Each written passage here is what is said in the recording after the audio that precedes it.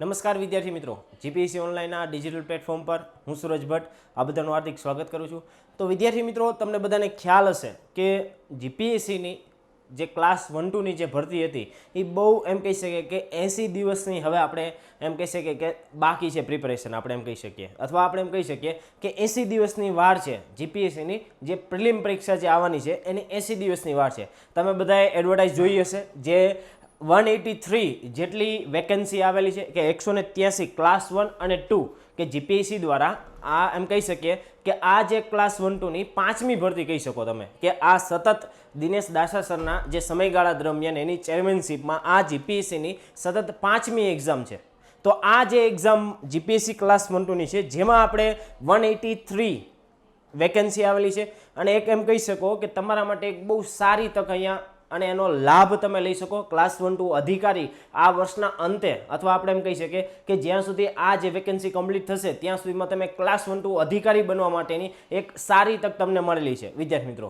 હવે તો આપણે વાત કરીએ વિદ્યાર્થી મિત્રો કે 183 આ વેકેન્સી છે જેના ફોર્મ પણ નજીકના જ દિવસોમાં ભરાવાના છે અને એની જે પ્રિલિમિનરી એક્ઝામની જે ડેટ છે એ ડેટ પણ આવી ગઈ છે વિદ્યાર્થી મિત્રો, જેને આપણે 19/12/2021ના રોજ આ પ્રિલિમ એક્ઝામ લેવાના છે. પહેલાં જે ડેટ હતી એ 12/12ના રોજ હતી, પરંતુ થોડાક 7 દિવસ છે એ નેક્સ્ટ પોસ્ટપોન રાખી અને 12 તારીખના 7 દિવસ પછી એટલે કે 19 તારીખે હવે આ જે તમારી પ્રિલિમ જે જીપીએસસી 1-2ની પ્રિલિમ છે એ આપણે દેવાની છે. તો આ જે 80 દિવસનો આખો જે સમયગાળો છે તો એમાં તમારે કઈ રીતે આખી પ્રિપેરેશન કરવી, તો એનું આખી એક સ્ટ્રેટજી સાથે વિથ એના આપણે એમ કહી શકીએ કે એનાલિસિસ આખું કરેલું છે કે જેના આધારે તમને ખ્યાલ આવશે કે અત્યારે આપણે જે કંઈ મુજબની આપણે રીડિંગ કરીએ છીએ તો આપણે કેવા પ્રકારનું રીડિંગ કરવું જોઈએ, કેવા પ્રકારના પુસ્તકો સર વાંચવા જોઈએ. શું સાહેબ આ 80 દિવસની અંદર આ જે 80 દિવસ અમને આપેલા છે કે જે અત્યારે અમારે ફોર્મ ભરાવાના છે અને 19/12ના રોજ જે જીપીએસસી 1-2ની જે એક્ઝામ લેવાની છે તો એમાં અમારે પ્રિલિમ પાસ કરવી છે, શું 80 દિવસ ઇનફ છે, અમે કરી શકીએ છીએ? તો આ આખું એનાલિસિસ સાથેનો અને એક એમ કહી શકીએ સ્ટ્રેટજી તમને મહત્વનો આપણે એમ કહી શકીએ કે તમારી જે સ્ટ્રેટજી છે એમાં મદદરૂપ અહીંયાથી અમે કેવી રીતે થઈ શકે છે એના માટેનો આખો આ લેક્ચર છે વિદ્યાર્થી મિત્રો, કે જેના આધારે તમે 80 દિવસમાં તમારી જીપીએસસી 1-2ની પ્રિલિમ સરળતાથી હા હાર્ડ મહેનત અને વધારે પડતા કલાકો સુધી એમાં મહેનત કરવી પડશે, કારણ કે દિવસ છે આપણી પાસે દિવસો બહુ ઓછા છે, સિલેબસ બહુ વાસ્ટ છે, પરંતુ એ જ સિલેબસના વાસ્ટ સિલેબસને કેવી રીતે આપણે કવર કરવો આ 80 દિવસની અંદર એ જ આપણે અહીંયા ચર્ચા કરવાની છે. તો આપણે ચર્ચા હવે શરૂ કરીએ છીએ વિદ્યાર્થી મિત્રો કે 80 દિવસમાં તમારે જીપીએસસી પ્રિલિમ પરીક્ષા પાસ કરવી છે તો એની એક સ્ટ્રેટજી, એક રણનીતિ આપણે અહીંયા આપવાના છે. એ પહેલાં થોડુંક એક આપણે એમ કહી શકીએ કે તમારે જે આ જે જીપીએસસીની જે તમે કોઈ પણ વિદ્યાર્થી મિત્રો તૈયારી કરતા હોય તો એના માટેનો એક મિશન જીપીએસસીનો એક સ્માર્ટ કોર્સ લોન્ચ કરેલો છે જેમાં તમે પ્રિલિમની સાથે મુખ્ય પરીક્ષાની પણ પ્રિપેરેશન કરી શકો છો. ઉપરાંત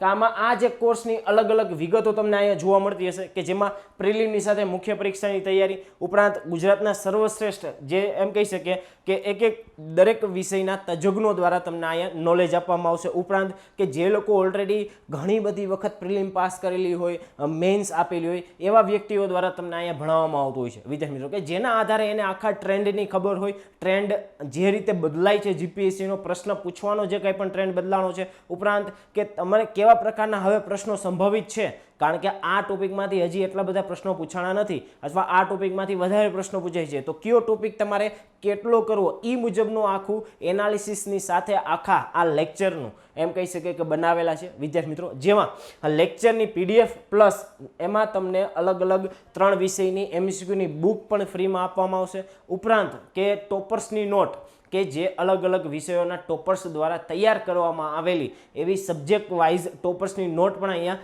તમને ફ્રીમાં આ કોર્સની સાથે આપવામાં આવશે વિદ્યાર્થી મિત્રો. ત્યારબાદ અંતિમ સમય માટે ઉપયોગી થઈ એવી ટોપર્સની નોટ, તો તમારે કાંઈ પણ આ જે મિશન જીપીએસસીનો આપણે એમ કહી શકીએ કોર્સ તમારે લેવો છે તો તમે નીચે અહીંયા નંબર આપેલા છે અને એમાં અત્યારે ડિસ્કાઉન્ટ ચાલે છે. અહીંયા તમે જોઈ શકો છો કે આ જે ઓફર છે એ 30 સપ્ટેમ્બર સુધી ચાલુ છે કે જે 8000 પ્રાઇસ છે, અને જે જૂના જે યુઝર્સ છે કે જીપીએસસી ઓનલાઈનના યુઝર્સ માટે આપણે એમ કહી શકીએ 6400 પ્રાઇસ રાખેલી છે. ઓકે, તો હવે આપણે જે રણનીતિની વાત કરતા હતા, આ તમને અહીં જોઈ શકો છો, ટોપર્સ નોટ છે, 3 MCQની બુક આપવામાં આવશે અને લેક્ચર મુજબ PDF આપવામાં આવશે. ઓકે, તો ત્યારબાદ આપણે વાત કરતા હતા કે સાહેબ મારે 80 દિવસની અંદર મારે જીપીએસસીની પ્રિલિમ ગમે તેમ થાય પાસ કરવી છે.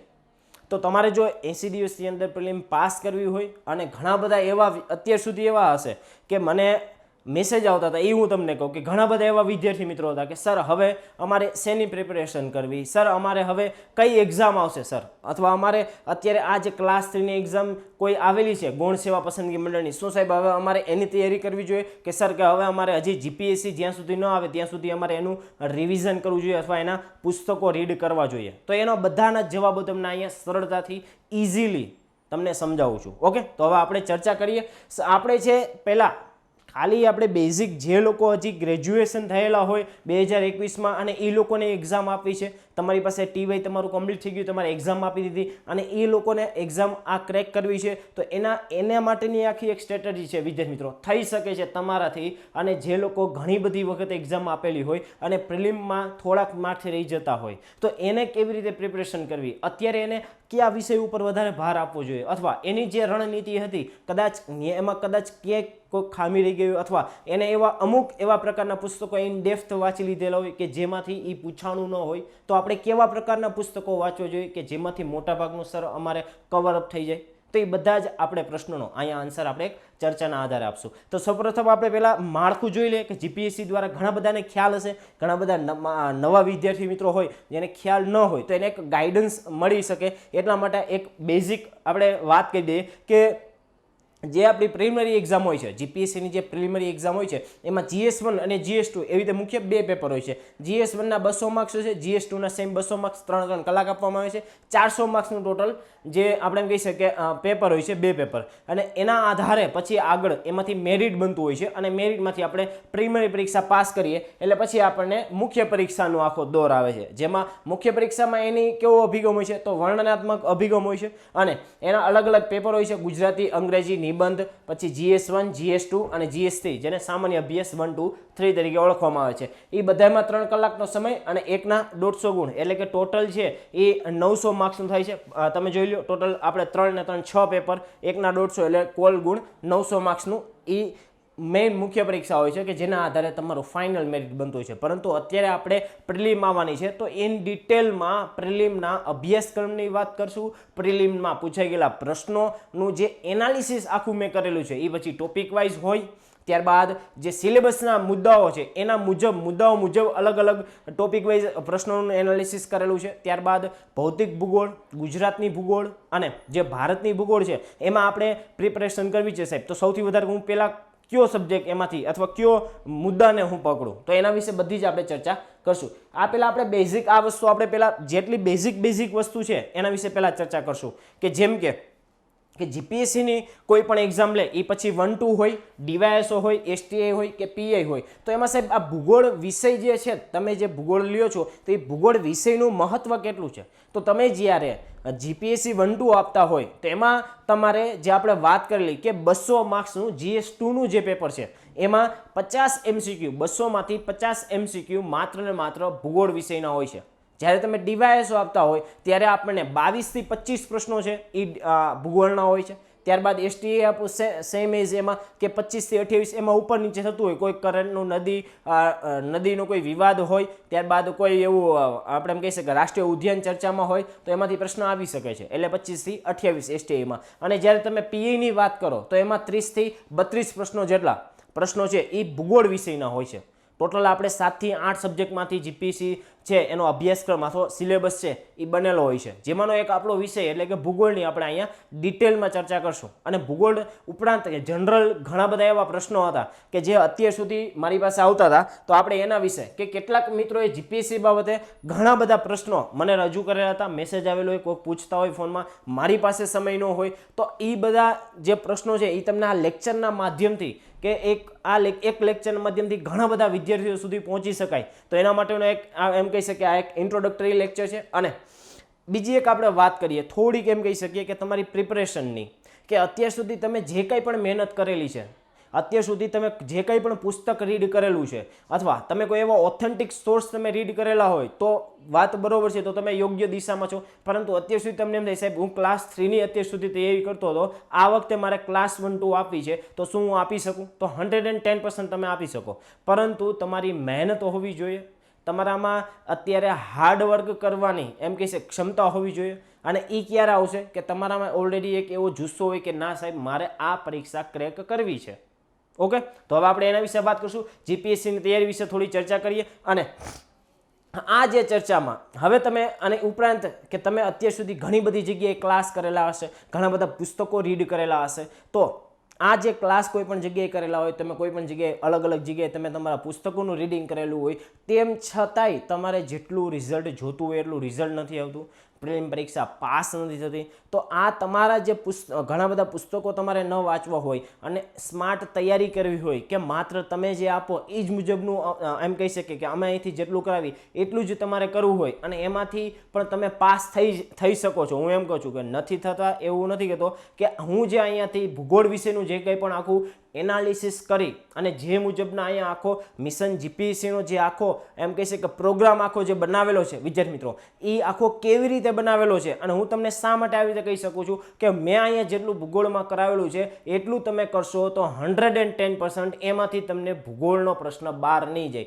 શા માટે? એ તમને આગળ એનાલિસિસ મારું છે, એના ઉપરથી મને મારા એનાલિસિસ ઉપર વિશ્વાસ છે, એટલા માટે હું તમને કહી શકું છું કે એનાથી બહાર પ્રશ્ન નહીં જાય. અને ખાસ કે તમારે એટલા બધા અત્યારે હવે 80 દિવસ છે તમારી પાસે, હવે તમે કોઈ માજીદ હુસેન સરની બુક લઈને બેસો, ખુલ્લર સરની બુક લઈને બેસો, એનસીઆરટી ખોલીને બેસો, અથવા તમે ગ્રંથ નિર્માણની ખોલી શકો, પણ એમાંથી તમને ખબર હોવી જોઈએ કે મેં ઓલરેડી આ બુક વાંચેલી છે, તો આમાંથી મારે મેં જે હાઇલાઇટ કરેલું છે અથવા મને ખબર છે કે સિલેબસનો આ મુદ્દો છે, એમાંથી આ ચેપ્ટરમાંથી મારે આટલું કરવાની જરૂર છે, તો તમને એ બધો જ ખ્યાલ હોય તો તમે તમારી પુસ્તકમાંથી તમે તૈયારી કરી શકો છો વિદ્યાર્થી મિત્રો. બાકી હવે તમને એમ છે કે સર મારે 80 દિવસમાં મારે પ્રિલિમ એક્ઝામ ક્રેક કરવી જ છે, ગમે તે થાય મારે પ્રિલિમરી એક્ઝામ ક્રેક કરવી છે, તો તમે આ લેક્ચરના માધ્યમથી આ ઘણા બધા એવા પુસ્તકો મેં જેના નામ લીધા, જેમ કે ખુલ્લર સાહેબની બુક છે, માજીદ હુસેન સરની બુક છે, ત્યારબાદ મહેશ બર્ણવાલ સરની બુક છે, જીસી લિયોંગની બુક છે, એનસીઆરટી જે બુક છે, આ ઘણી બધી બુક અને ભૌતિક ભૂગોળ તો છે જ તે, અને 11મા ધોરણની જે આપણી જીસીઆરટી છે એ છે જ તે. આ ઘણી બધી બુકમાંથી તમારો જે એક મુદ્દો છે જે અહીંયા તમને અહીંયા ક્લાસમાં જે જીપીએસસી મિશન જીપીએસસીમાં જે ભણાવવામાં આવશે એ કોર્સની હું તમને એની વિશેષતાઓ સમજાવું છું કે આવી રીતે અલગ અલગ બુકમાંથી તમારું જે મટીરિયલ છે એ ગુજરાતીમાં અને અમુક પોર્શન તમને પાછો ઇંગ્લિશમાં, પાછું ઇંગ્લિશનો પોર્શન છે એનું ગુજરાતીમાં તો મળશે જ તે, એટલે ખાસ કે થોડાક ઇંગ્લિશવાળા મિત્રોને પણ ફાયદો થાય અને ગુજરાતીવાળાને પણ ફાયદો થાય એ મુજબનું આખું મટીરિયલ છે, બહુ સરસ અને લેક્ચર મુજબ ભણાવેલું છે. તો તમે જોઈ શકો છો કે અત્યાર સુધી તમે ઘણી બધી જગ્યાએ ક્લાસ કર્યા હોય અને સફળતા ન મળેલી હોય તો મિશન જીપીએસસીમાં તમે જોઈન થઈ શકો છો. ત્યારબાદ હવે આપણે વાત કરીએ સૌપ્રથમ કે સાહેબ અમારે જીપીએસસીની આ જે પ્રિલિમ છે એ ગમે તેમ કરી પાસ કરવી છે, તો પહેલાં તમારો શબ્દ જે ગમે તેમ હતો એના માટે તમારે ઘણું બધું છે એ ત્યાગ કરવો પડશે વિદ્યાર્થી મિત્રો. સૌપ્રથમ તમે જો તમારા લેઝીનેસ કરતા હોય, આળસ કરતા હોય, એક શેડ્યુલ તમે ફોલો ન કરતા હોય, જેમાં પછી આપણને જે પણ કાંઈ પણ તૈયારીમાં અત્યારે ડિસ્ટ્રેક્શન થતું હોય તો એ પહેલાં સૌપ્રથમ એ બધા જ ડિસ્ટ્રેક્શનને સાઈડમાં મૂકી દેવા. એ પછી મોબાઈલ હોય અથવા આપણને કોઈ સોશિયલ મીડિયાની આદત હોય તો એ અત્યારે 80 દિવસ પૂરતું છે એ ટાળવું. શા માટે? કારણ કે આપણને આપણો ગોલ દેખાવો જોઈએ, આપણા માતા પિતાના આપણી પાછળની મહેનત આપણને દેખાવી જોઈએ, અને આપણું પોતાનું સપનું છે કે આપણે કંઈક બનવું છે, તો એની પાછળ આપણે પોતે એટલી મહેનત હોવી જોઈએ, આપણે પોતે એટલા સિરિયસ હોવા જોઈએ. તો તમે એક અધિકારી તરીકે તમે કાલ સવારે બનશો તો અત્યારથી તમારું જે બિહેવિયર, જે આપણે એમ કહી શકીએ કે વ્યવહાર છે એ આપણો એવો હોવો જોઈએ. તો 100% ડેડિકેશન કરો. બધું જે કાંઈ પણ અત્યારે આપણને વચ્ચે આવતું હોય પ્રિપરેશનમાં એ બધાને અત્યારે તમે સાઈડ કરી દો અને તમારું ઓનલી ફોકસ કોના ઉપર હોવું જોઈએ? જીપીએસસીની એક્ઝામ આપણી 80 દિવસ પછી છે, તો 80 દિવસ અત્યારથી તમે ગણતા જાઓ. એક દિવસ ગયો મેં શું કર્યું, બીજો દિવસ ગયો શું કર્યું, ત્રીજો દિવસ ગયો શું કર્યું, આવી રીતે તમારું આખું ટાઈમ ટેબલ હોવું જોઈએ. અને એ ટાઈમ ટેબલમાં ખાસ મેઇન ફોકસ કોને કરવાનું છે? તો અહીંયા આપેલું છે સિલેબસ મુજબ આપણે વાંચીને. સિલેબસ મુજબ આપણે વાંચેલું હશે, કમ્પ્લીટ રીડિંગ કરેલું હશે તો 110% જીપીએસસી નહીં કોઈ પણ એક્ઝામ તમે પાસ કરી શકો છો, કારણ કે એક ગાઈડ તરીકે આપણને જે તે એક્ઝામ બોડી દ્વારા સિલેબસ આપવામાં આવતો હોય છે, એ સિલેબસ મુજબ આપણે કોઈ પણ પુસ્તક વાંચી શકો. એવું નથી કહેતો કે પર્ટિક્યુલરલી આ જ પુસ્તક વાંચવું, કારણ કે સિલેબસનો જે મુદ્દો કવર થતો હોય જે પુસ્તકમાં, એ પુસ્તક આપણે વાંચવું જોઈએ. હવે પછી આગળ આપણે જઈએ કે બીજો પ્રશ્ન આવશે ડાયરેક્ટ. તો આપણે એમ કીધું ને કે એક વિદ્યાર્થીને કે ભાઈ સિલેબસ મુજબ વાંચ, તો પછી બીજા જ વિદ્યાર્થીનો મેસેજ આવે તરત કે સાહેબ આ સિલેબસ તો આવડો મોટો છે, તો શું એને સંપૂર્ણ અમારે કમ્પ્લીટ કરવો પડશે? અને અમારી પાસે તો હવે બહુ ઓછા દિવસ છે, તમે કીધું હમણાં 80 જ દિવસ છે, તો શું આ થઈ શકે છે? આ થઈ શકે છે 80 જ દિવસમાં? તો હા વિદ્યાર્થી મિત્રો, 80 દિવસમાં તમારે સંપૂર્ણ સિલેબસ નથી કમ્પ્લીટ કરવાનો. આપણે સ્માર્ટ અત્યારે તૈયારી કરવાની છે. તો કેવી રીતે કરશું સાહેબ? તો અત્યારે તમારે જોવાનું છે કે આખું એનાલિસિસ મેં અહીંયા તમને કરાવીશ એટલે તમને ખ્યાલ આવશે. ઉપરાંત કે આપણે ટોટલ 8 સબ્જેક્ટ છે. હવે ઘણા બધા વિદ્યાર્થી મિત્રોને એવું હોય કે સાહેબ અમને થોડુંક કલ્ચર હાર્ડ પડે છે. હસુમતી બેનની અમે બુક વાંચી, જોરાવરસિંહ જાદવની બુક વાંચી, કલ્ચરની આપણે એમ કહી શકીએ કે મેગ્રોહિલની જે બુક આવે છે એ મેં વાંચી સાહેબ, તો હજી પણ આમ ભેગું નથી થતું. અને અથવા એમ કહી શકો કે અમુક પ્રશ્ન એમાંથી આવી ગયા છે, તો અમને એમાં એમ કહી શકીએ કે જે 30 થી 40 પ્રશ્નો હતા એમાંથી અમને માંડ 10 થી 12 પ્રશ્ન આવડેલા છે. તો તમારે હવે તમને ખ્યાલ આવી જાય, અત્યાર સુધી તમે જે કોઈ પણ વિદ્યાર્થી મિત્રોએ એક્ઝામ આપેલી હોય તો એમને ખ્યાલ આવી જાય કે હજી મેં આટલું વાંચેલું છે, તો મારા રિવિઝનમાં કંઈ તકલીફ પડતી હશે, અથવા મેં એ મુજબનું રીડ નહીં કરેલું હોય, બીજાને ટોપિકને મહત્વ આપેલું હશે. કારણ કે આ જે હું બુક જે બધી બોલેલો છું એ બહુ આઈએમપી બુક કહી શકીએ કલ્ચર માટે. પરંતુ આપણે અહીંયા જિયોગ્રાફીની વાત કરશું કે જિયોગ્રાફીમાં તમને એમ થાય કે ઘણું બધું મેં વાંચેલું છે સાહેબ અત્યાર સુધીમાં. મેં તમે કીધું 11મા ધોરણની જે બુક હતી એ પણ મેં વાંચેલી હતી, પરંતુ મેં સિલેબસ મુજબ નહોતું વાંચેલું. આ વસ્તુ ખાસ ધ્યાન રાખજો. મેં અહીંયા શું કીધું છે કે સિલેબસ મુજબ રીડ કરવાનું છે. અને સંપૂર્ણ સિલેબસ કેવી રીતે કવર થશે? તો સંપૂર્ણ સિલેબસ તમારે કવર કરવો હોય 80 દિવસની અંદર, તો તમે આ જે લેક્ચર અમારા છે એ લેક્ચરના આધારે પણ કરી શકો છો. અને તમારી હાર્ડવર્કના આધારે, વધારે પડતી મહેનતના આધારે, રીડિંગ અવર્સ તમારા વધારી અને તમે સિલેબસ પૂર્ણ કરી શકો છો. પરંતુ થોડીક સ્માર્ટ તૈયારી કરવી હોય તો એના માટે મેં તમને વિકલ્પ આપેલો હતો કે આપણે ઇતિહાસ છે, ત્યારબાદ સાંસ્કૃતિક વારસો છે,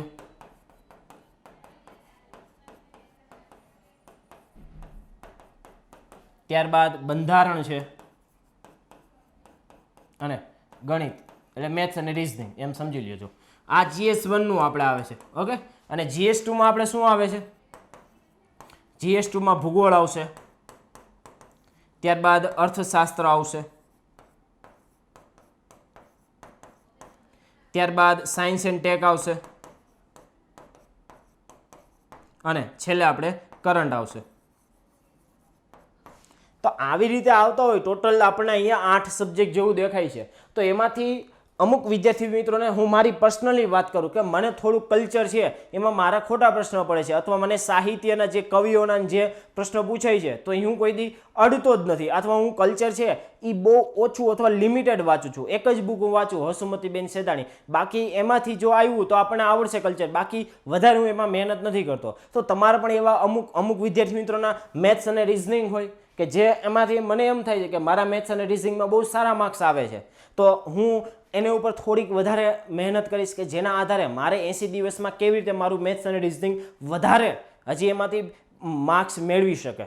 ઓકે. હવે કોકનું એવું હોય કે જિયોગ્રાફી સારું હોય તો એને અત્યારે જે જિયોગ્રાફી જેટલું પણ સારું હોય એમાં થોડુંક હજી અત્યારે એવી રીતે એનું રિવિઝન કરે કે જેના આધારે એનું ફેક્ચ્યુઅલ ડેટા એને અત્યારે યાદ રહી જાય. અને એમાંથી અમુક એના નબળો કેવું હોય કે અમુકનો નબળો અર્થશાસ્ત્ર હોય, તો એ અર્થશાસ્ત્ર અત્યારે સાવ 80 દિવસમાં તમે સાવ ન કરો એવું ન હોવું જોઈએ, પરંતુ એમાં તમારે વધારે ટાઈમ સ્પેન્ડ ન કરવો જોઈએ. જેટલું બેઝિક છે જૂના વર્ષના પેપરના આધારિત તમે જુઓ કે આ ટોપિકમાંથી પૂછાય છે, તો એટલા જે બેઝિક જે ટોપિક છે એ કમ્પ્લીટ કરી ડાયરેક્ટ કરંટ અફેર્સમાં જે ઇકોનોમીના મુદ્દા હોય એ કવર કરવા જોઈએ. કારણ કે ઇકોનોમી અને કરંટ અને આ સાયન્સ ટેક અને કરંટ આ જે 3 સબ્જેક્ટ છે આ અર્થશાસ્ત્ર અને સાયન્સ એન્ડ ટેક મુખ્યત્વે 2 સબ્જેક્ટ છે એ કરંટ અફેર્સ ઉપરના વધારે પૂછાતા હોય છે. બેઝિક 110% પૂછે છે, 10 થી 12 પ્રશ્ન બેઝિક હોય છે, પરંતુ કરંટ ઉપરના વધારે હોય છે વિદ્યાર્થી મિત્રો. તો આપણે એ મુજબની આપણી એવી રીતે તૈયારી હોવી જોઈએ કે તમને પર્સનલ આ બધું પર્સનલી તમારું છે કે આમ ઘણા બધા વિદ્યાર્થી મિત્રોને કદાચ મેથ્સમાં પ્રોબ્લેમ હોય, ઘણા બધાને ઇકોનોમીમાં, જિયોગ્રાફીમાં, હિસ્ટ્રીમાં, તો આવી રીતે અલગ અલગ પોતાના અલગ અલગ મંતવ્યો હોય તો તમને ખ્યાલ હોવો જોઈએ કે આપણે આમાં આટલું આવડે છે અથવા આટલું કવરઅપ કરી શકીએ છીએ, તો વધારે આપણે અત્યારે એના ઉપર ભાર આપીએ, વધારે એના જે સિલેબસના મુદ્દાઓ છે એ પહેલાં કવર કરી લઈએ, તો આપણને એ ખ્યાલ કેવી રીતે આવશે. હું તમને આગળ એનાલિસિસથી સિલેબસ જે આખો છે ને એને મેં આખો એમ કહી શકીએ ટુકડાઓમાં વિભાજિત કરેલો છે, અને એ જે ટુકડાઓમાં વિભાજિત કરી અને અત્યાર સુધી જે કંઈ પણ જીપીએસસી દ્વારા એક્ઝામ લેવાયેલી છે એ એમાં જે પૂછાયેલા જે પ્રશ્નો હતા એને મેં આપણા સિલેબસના ટુકડાઓમાં ફિક્સ કરેલા છે, જેના ઉપરથી આપણને ખ્યાલ આવે કે સિલેબસનો જે આ જે ટોપિક છે અથવા આ જે મુદ્દો છે એ મુદ્દો આપણે એકદમ ઉપયોગી છે. તો આખું એવી રીતે એનાલિસિસ કરેલું છે વિદ્યાર્થી મિત્રો. તો આપણે જોઈએ કે સિલેબસ કરવો છે તો આપણે કઈ કઈ બુક વાંચવી પડે સાહેબ. તો આપણે સિલેબસ કરવો છે તો કોઈ એક પર્ટિક્યુલરલી બુક નહીં વાંચવાની. શા માટે? કારણ કે આપણે કીધેલું છે કે જે સિલેબસ મુજબ આપણે છે એ કોઈ પણ બુક છે એ રીડ કરવાની રહેશે. એટલે ખાસ ધ્યાન રાખજો કે આપણે કોઈ પર્ટિક્યુલરલી એક બુક ઉપર ભારણ નહીં આપી કે સિલેબસમાં જે મુદ્દો છે એ મુદ્દો આપણે કોઈ પણ એવી બુકમાં ગોતી લેશું.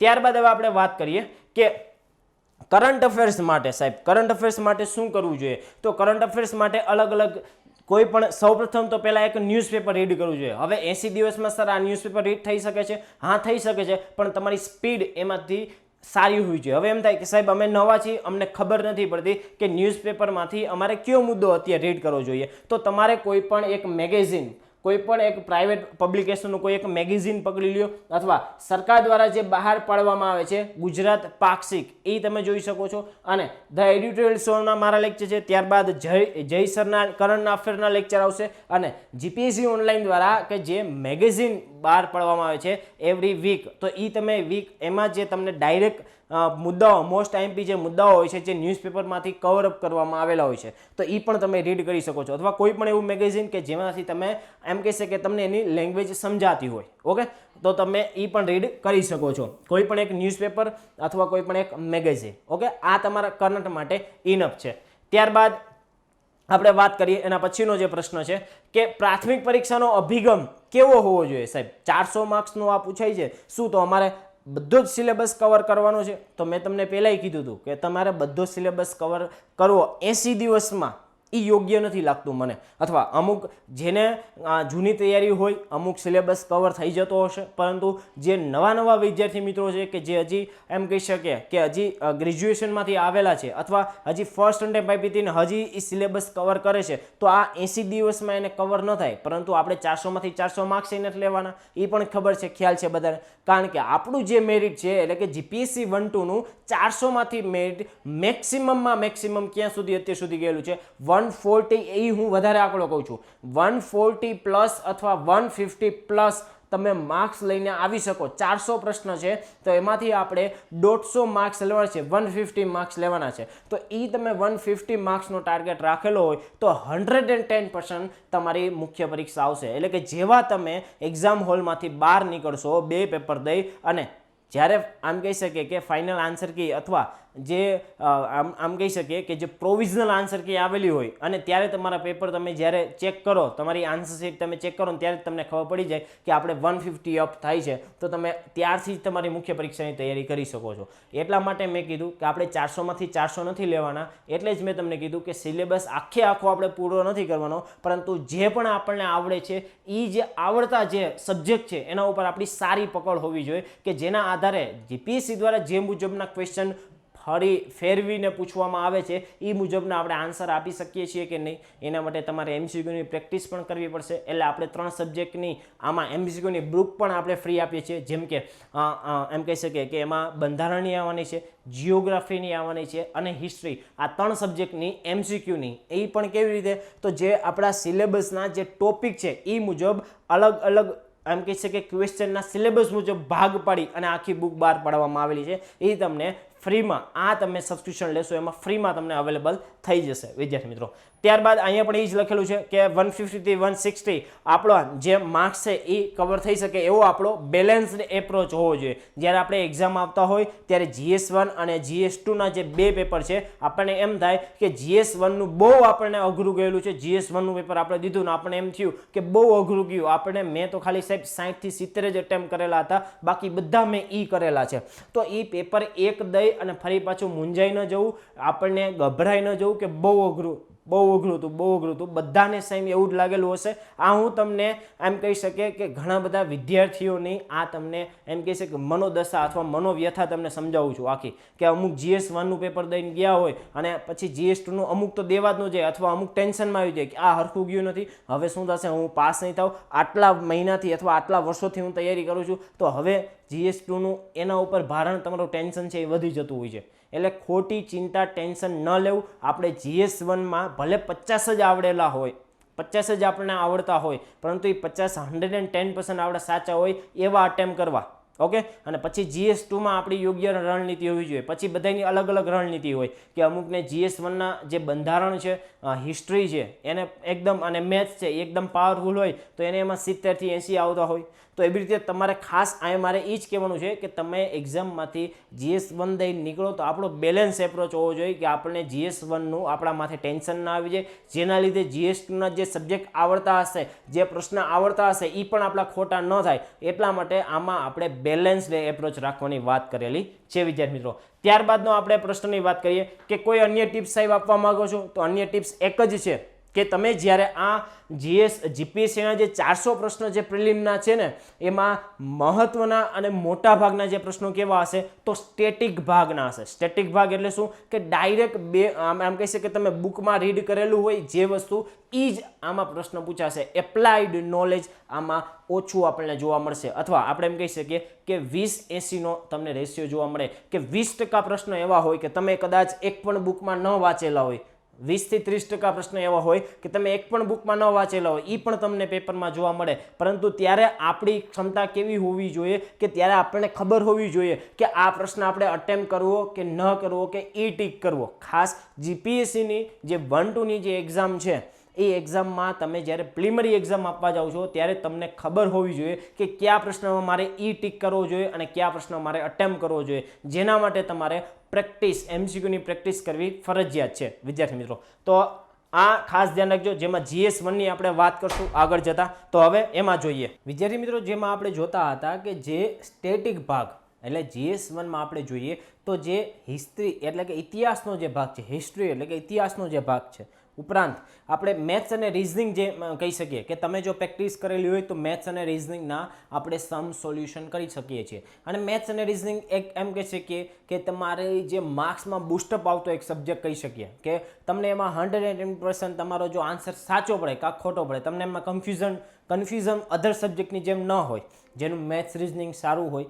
અથવા 80 દિવસ છે તમે ડેઇલી એવા મોસ્ટ આઈએમપી ચેપ્ટર તમે જોઈ લો કેવા કેવા પૂછાયેલા પ્રશ્નો છે, અથવા તમે તરુણ સાહેબનો એનાલિસિસનો લેક્ચર જોશો એટલે તમને ખ્યાલ આવી જશે કે આપણે આ ચેપ્ટર ઉપર વધારે ભાર આપવાની જરૂર છે. તો તમે એવી રીતે આખું મેથ્સ અને રિઝનિંગનું જે આમ કહી શકે પ્રેક્ટિસ કરો અત્યારથી ડેઇલી એક સમ અથવા 2 સમ એવા તમે પ્રીવિયસ યરના પ્રશ્નોના સોલ્વ કરતા જાઓ કે જેના આધારે તમને ખ્યાલ આવશે કે આપણે કયા સબ્જેક્ટમાં વધારે ભાર આપવાની જરૂર છે અથવા કયો સબ્જેક્ટ અત્યારે આપણે છોડવાની જરૂર છે. ઓકે, તો GS1ના મોટા ભાગના જે સબ્જેક્ટ છે એનું વેઇટેજ સ્ટેટિક 70% એનો ભાગ કેવો હોય છે, સ્ટેટિક પોર્શનનો હોય છે.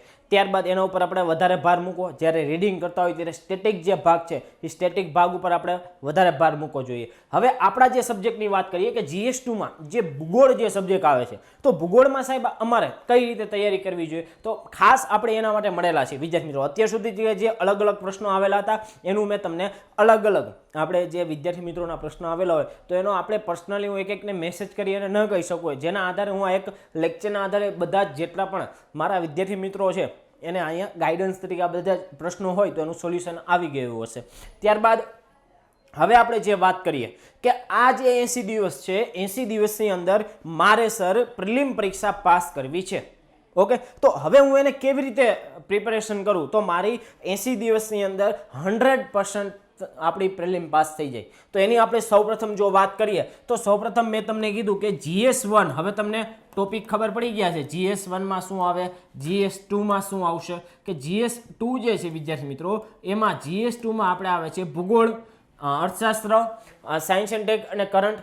તો એમાં તમારે અત્યારે એવા મોટા મોટા પુસ્તકો વાંચવાની જરાય જરૂર નથી, કારણ કે આપણી પાસે કેટલા દિવસ છે, 80 દિવસ છે. હા, તમે વાંચેલા હોય અગાઉની પરીક્ષાઓમાં અને તમારે ખાલી રિવિઝન કરવાનું હોય તો માત્ર તમારે એ જેટલું પણ તમે વાંચેલું છે, જે પણ વિદ્યાર્થી મિત્રોને કદાચ સિલેબસ પૂરો થઈ ગયો હોય, એમ કહી શકે અત્યાર સુધી એ પ્રિપરેશન જ કન્ટિન્યુ એ લોકોની ચાલી હતી, તો એ લોકોનો સિલેબસ સંપૂર્ણ થઈ ગયો હોય તો એને રિવિઝન કરવાનું છે. પરંતુ જે લોકો હજી હવે તૈયારી કરવાની ચાલુ કરે છે તો 80 દિવસમાં કેવી રીતે કરવી, તો આપણે બેઝિક તમને ખ્યાલ આપું કે ગણિત અને રિઝનિંગનો જે વિષય છે, હાલો એ પહેલાં આપણે વાત કરીએ કે GS1માં આવે છે. તો એમાં જે લોકોને વિદ્યાર્થી મિત્રોને ગણિત અને રિઝનિંગ એમ કહી શકે કે આવડતું હોય, એમ કહી શકે હજી સ્પીડ નથી, તો તમે ડેઇલી પ્રેક્ટિસ કરી શકો છો. અત્યારે શું કરવાનું, ડેઇલી પ્રેક્ટિસ કરી શકો છો ગણિત અને રિઝનિંગની. થોડીક બેઝિક ખબર છે તો એના આધારે તમે સૌપ્રથમ એવો સબ્જેક્ટ છે કે જેમાં તમે 100% સિક્યોર માર્ક્સ કરી શકો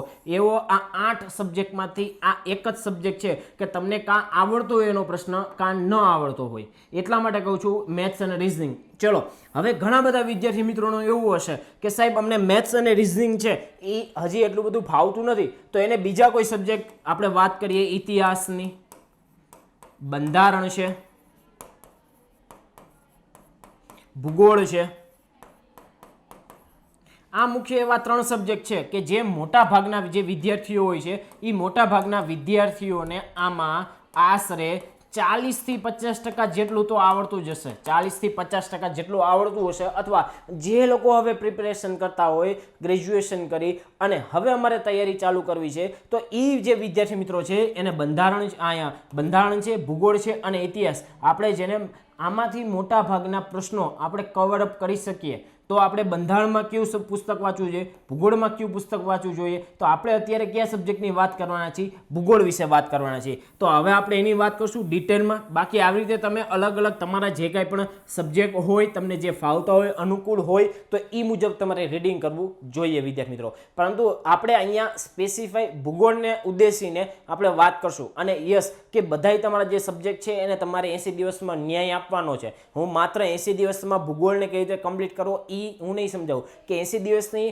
અંતર્ગત તમારે બધા વિષયની સાથે સાથે ભૂગોળને કેવી રીતે તમારે કમ્પ્લીટ કરવો, તો એના વિશે આપણે વાત કરશું. તો સૌપ્રથમ આપણે વાત કરીએ કે સર ભૌતિક ભૂગોળ, આપણે એમ કહી શકીએ કે ભૂગોળની મુખ્યત્વે આપણા જે સિલેબસ છે એમાં 3 બ્રાન્ચ ખુલે છે. ભૂગોળ વિષય હોય ને એમાં સૌપ્રથમ આપણે જોઈએ ને તો અહીંયા ભૌતિક ભૂગોળ આવશે.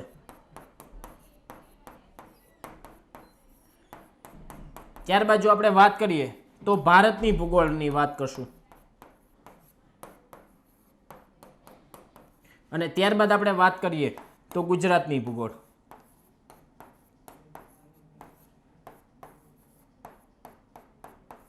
મુખ્યત્વે આપણે જે સિલેબસમાં જે પૂછે છે એમાં 3 પ્રકારના ભૂગોળ હોય છે. તો આમાંથી કોને સૌથી વધારે પ્રાધાન્ય આપવું, અને આ જે ગુજરાતની ભૂગોળ, ભારતની ભૂગોળ અને ભૌતિક ભૂગોળ છે તો એમાંથી કોના કેટલા સવાલો પૂછાયા છે, તો આ જે આન્સર છે એનો આન્સર તમને આ 6 થી 7 પ્રશ્નો છે એ પૂરા થશે ને એટલે એનાલિસિસ આવી જ રીતે કરાવેલું છે કે ભૌતિક ભૂગોળના કેટલા પ્રશ્ન હતા, ભારતની ભૂગોળના કેટલા પ્રશ્ન હતા અને ગુજરાતની ભૂગોળના કેટલા પ્રશ્નો હતા. તો આખું એવી રીતે એનાલિસિસ કરાવેલું છે. ઉપરાંત કે સિલેબસના ટોપિક વાઇઝ એ આગળ આવશે એટલે જણાવીશ. અત્યારે ખાલી તમારે એટલું ધ્યાન રાખવાનું છે કે તમારે જ્યારે ભૂગોળની તમે જો પ્રિપેરેશન કરો છો તો એમાં તમારે ભૌતિક ભૂગોળ રીડ કરવું પડશે, ભારતની ભૂગોળ રીડ કરવું પડશે અને ગુજરાતની ભૂગોળ રીડ કરવું પડશે. ઓકે, તો ત્યારબાદ આપણે વાત કરીએ કે મંજુલાબેન દવેની સર 80 દિવસની વાર છે, શું એક બુક અત્યારે વાંચવી જોઈએ? આટલી મોટી બુક છે, બહુ જાડી 400 થી 500 પેજની આરામથી બુક છે, તો શું અમે અત્યારે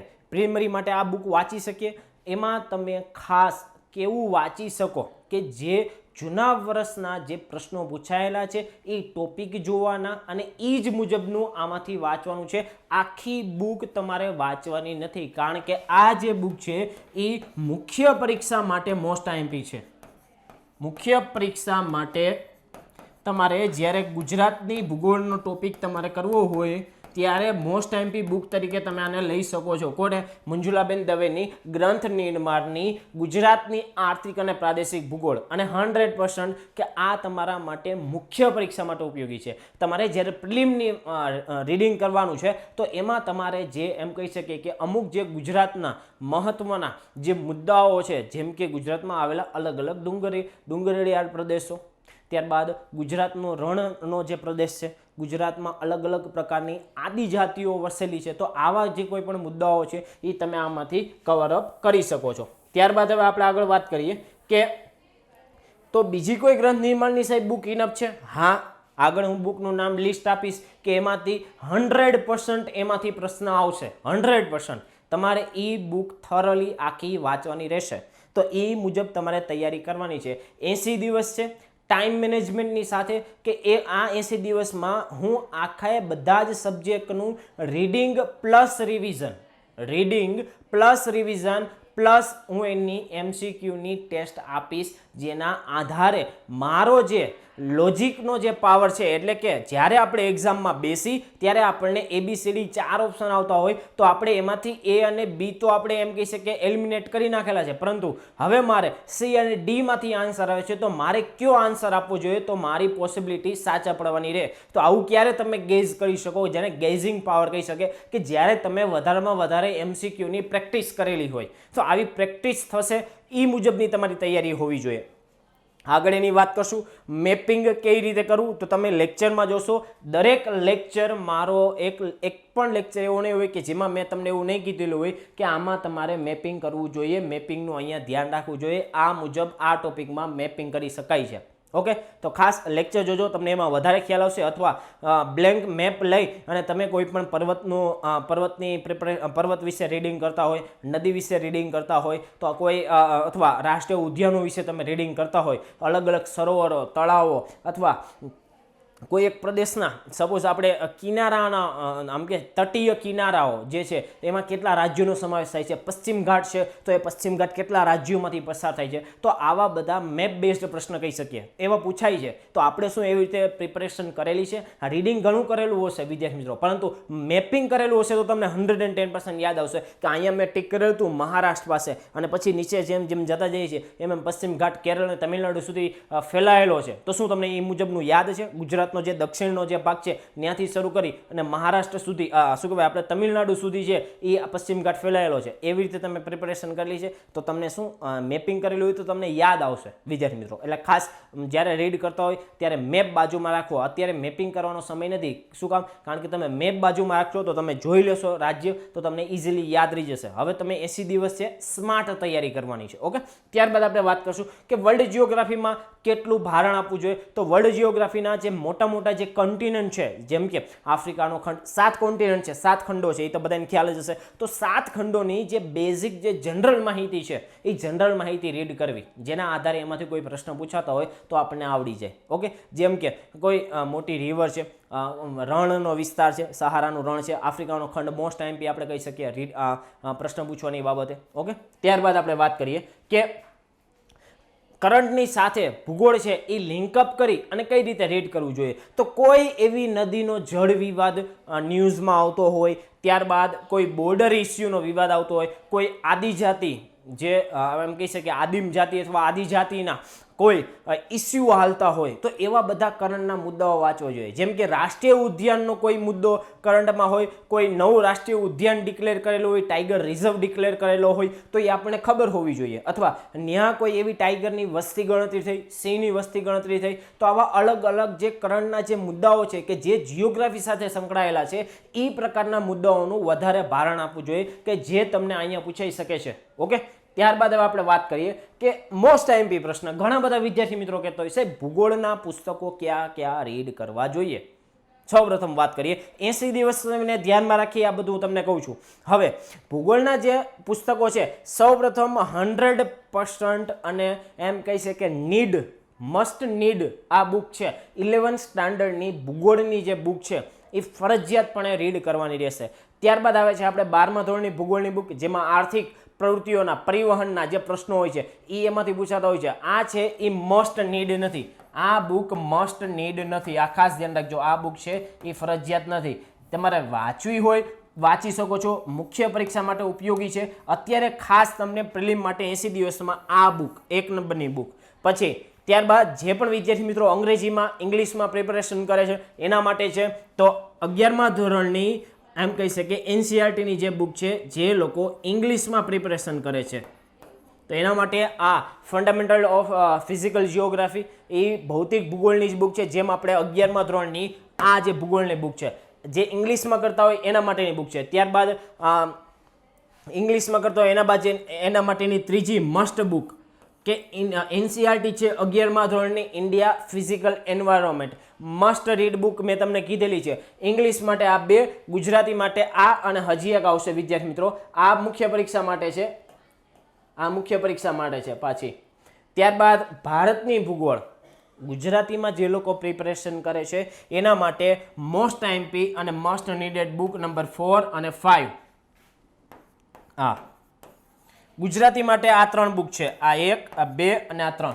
હવે તમને એમ થાય કે સાહેબ આ 80 દિવસમાં શું આ બુક રેડી થઈ જાય? હા, થઈ જાય, પરંતુ તમારે મહેનત થોડીક વધારવી પડે. ઉપરાંત તમારે આ આખી બુકના બધા જ ચેપ્ટરો લાઇન ટુ લાઇન પાકા કરવાના નથી. એ આપણને ખબર હોવી જોઈએ. કેવી રીતે ખબર પડશે? તો હું તમને આગળ એનાલિસિસ કરાવીશ. ઉપરાંત તમે સિલેબસ વાંચશો, ઉપરાંત પ્રશ્નોનો નેચર તમે જોશો એટલે તમને ખ્યાલ આવશે કે આ બુકમાંથી આપણે કેટલું કરવું જોઈએ અને આ બુકમાંથી આપણે કેટલું કરવું જોઈએ. બંને ગ્રંથ નિર્માણની છે, ભારતની ભૂગોળ અને ભૌતિક ભૂગોળ.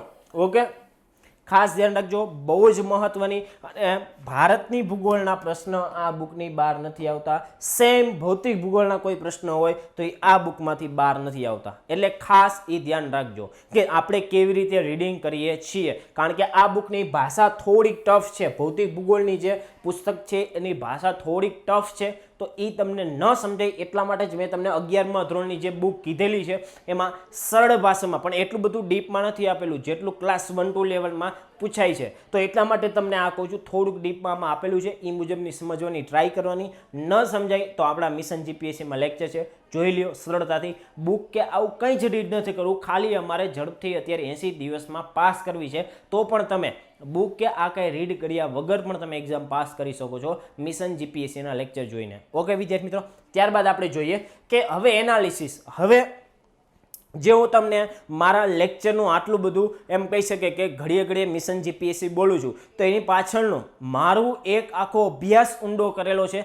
જીપીએસસીની વિવિધ પરીક્ષાઓ જે પૂછાઈ છે અને મેં પોતે પણ આ બધી એક્ઝામો આપું છું, જેના આધારે વિદ્યાર્થી મિત્રો કે જેના એક્સપિરિયન્સના આધારે હું તમને આ બધું કહી શકું છું. ઓકે, તો હવે આપણે જોશું જેમાં કે અત્યારે આપણે એ જોઈએ છીએ કે જે ભૂગોળ જે આખો વિષય છે એમાં જે 2021નું જે યર હતું, અત્યારે જે 2021ના વર્ષમાં જે કોઈ પણ એક્ઝામ લેવાની, એ પછી એસટીઆઈ હોય, એ પછી પીઆઈ હોય કે 1-2 હોય, એસટીઆઈ, પીઆઈ, ડીવાયએસઓ અને 1-2 જીપીએસસી 1-2, આ જે બધી અલગ અલગ એક્ઝામો જે લેવાની છે વિદ્યાર્થી મિત્રો, એ 2021 અંતર્ગત આ બધી લેવાની. તો એમાં આ જે ભૂગોળ વિષયનું મહત્વ આપણને કેટલું જોવા મળતું હતું, અથવા જો અહીંયા તમને જોવા મળે છે એસટીની એક્ઝામમાં તમે 23 પ્રશ્નો છે એ સીધા માત્ર શેના હતા? ભૂગોળ વિષયના હતા. શેના હતા? ભૂગોળ વિષયના હતા. ત્યારબાદ પીની એક્ઝામમાં 41 પ્રશ્નો હતા, બહુ વધારે હતા. ત્યારબાદ જીપીએસસી 1-2ની એક્ઝામમાં મેં તમને કીધું હતું 50 પ્રશ્નો પૂછાયેલા હતા અને ડીવાયએસઓની એક્ઝામમાં 24 પ્રશ્નો પૂછાયેલા હતા. તો આપણને ખ્યાલ આવે કે આ જે ટોટલ 200 માર્ક્સનું જે પેપર હતું એમાંથી 50 માર્ક્સનું ડાયરેક્ટ જીપીએસસી 1-2માં શું પૂછાણું હતું? ભૂગોળ પૂછાણું હતું. અને ભૂગોળ એવો સબ્જેક્ટ છે કે એક વખત તમે સમજી લીધેલો હશે તો તમને કોઈ પણ એક્ઝામમાં તમારે માત્ર એનું શું કરવું પડશે? રિવિઝન કરવું પડશે અને થોડુંક જે ફેક્ચ્યુઅલ ડેટા છે એને તમારે યાદ રાખવો પડશે. બાકી ભૂગોળના કન્સેપ્ટ તમને એક વખત ક્લિયર થઈ ગયા એટલે ભૂગોળ તમારું આખું કમ્પ્લીટ. અને બહુ નાનો સિલેબસ છે, હું તો એમ કહું છું, રીડિંગ કરવાની સંદર્ભમાં બહુ નાનો સિલેબસ છે વિદ્યાર્થી મિત્રો. પ્રિલિમની આપણે વાત કરીએ છીએ. ત્યારબાદ આપણે વાત કરીએ કે હવે અહીંયા ટાઇટલ જોજો, ખાસ તમને અહીંયા ઉપર જે ટાઇટલ આવે છે એ ટાઇટલ જોજો, જેમ કે ભૌતિક ભૂગોળ. હવે જે ભૂગોળના અલગ અલગ 3 આપણે બ્રાન્ચ પાડેલી હતી, ભૌતિક ભૂગોળ, ભારતની ભૂગોળ અને ગુજરાતની ભૂગોળ, જેમાં 2021માં અલગ અલગ આ જે એક્ઝામ લેવાની છે એમાં ભૌતિક ભૂગોળનું મહત્વ કેટલું હતું સર? તમે કીધી અહીંયા ગ્રંથની માળી ભૌતિક ભૂગોળની બુક વાંચવાની, તો એનું મહત્વ કેટલું છે તો એના વિશે આપણે જોશું કે જીપીએસસી 1-2માં જે 50 પ્રશ્નો પૂછાણા હતા એમાંથી 20 પ્રશ્ન સીધા શેના હતા? ભૌતિક ભૂગોળના હતા. ખાસ ધ્યાન રાખજો, જો તમને આખી સ્ટ્રેટેજી તમને સમજાવું છું. ત્યારબાદ જે પીઈમાં 41 પ્રશ્ન જે હતા એમાંથી 13 પ્રશ્ન શેના હતા? ભૌતિક ભૂગોળના હતા. ત્યારબાદ આપણે વાત કરી લીધી કે આપણે જે એસટીઈની એક્ઝામમાં 23 પ્રશ્નો હતા, જેમાંથી 10 પ્રશ્નો છે એ શેના હતા? એસટીઈમાં ભૌતિક ભૂગોળના હતા. વિદ્યાર્થી મિત્રો, તો આ તમને ખ્યાલ આવશે કે ભૌતિક ભૂગોળનું એવરેજ વેઇટેજ કેટલું આપણને જોવા મળે છે. વિદ્યાર્થી મિત્રો, આપણને વેઇટેજ છે એ આપણને કેટલું જોવા મળે છે? ભૌતિક ભૂગોળનું આપણને વેઇટેજ અહીંયા કેટલું જોવા મળે છે એ તમને ખ્યાલ આવ્યો હશે. હવે યસ. ત્યારબાદ જે આપણે વાત કરીએ કે જે 24 પ્રશ્નો હતા ડીવાયએસઓમાં જે 24 પ્રશ્નો હતા એમાં 12 પ્રશ્નો છે એ સીધા ભૌતિક ભૂગોળના હતા. તો આ તમને ખ્યાલ આવ્યો હશે કે ભૌતિક ભૂગોળ છે ઓલમોસ્ટ જે 2021ની જે એક્ઝામ હતી એમાં તમને આશરે 50% જેટલું, આશરે કહું છું, ઓલમોસ્ટ આશરે 50% જેટલું છે એ ભૌતિક ભૂગોળના પ્રશ્ન પૂછાય છે. અને ભૌતિક ભૂગોળના મુદ્દાઓ બહુ ઓછા છે અને એકદમ થિયરી છે, એની પ્રોસેસ તમે સમજી લ્યો તો સરળતાથી તમે ભૌતિક ભૂગોળના આન્સર આપી શકો છો. હવે ઓકે, એના મુદ્દાઓની આપણે પણ વાત કરશું, આગળ જતા ટોપિક આવશે એમાં કહેશું કે આ ભૌતિક ભૂગોળનો મુદ્દો છે. એમને હું થોડીક બેઝિક અહીંયા તમને વાત કરી દઉં, જેમ કે સૂર્યમંડળના ભાગરૂપ પૃથ્વી,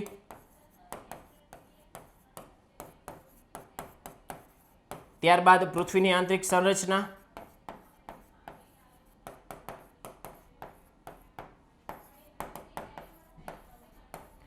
ત્યારબાદ અહીંયા પૃથ્વીની ગતિ આવશે,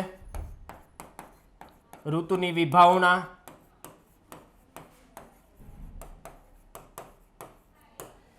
ત્યારબાદ આપણે વાત કરીએ હવામાન શાસ્ત્ર, ત્યારબાદ ભૂમિ સ્વરૂપો, એ અહીંયા જ આવશે, મુખ્ય ભૂમિ સ્વરૂપો. ચલો આપણે અહીંયા જ લખી નાખીએ ભૂમિ સ્વરૂપો.